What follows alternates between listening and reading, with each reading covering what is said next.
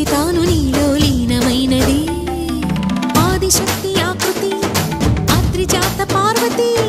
తానువైన ప్రాణధవుని చెంతకు చేరుకున్నది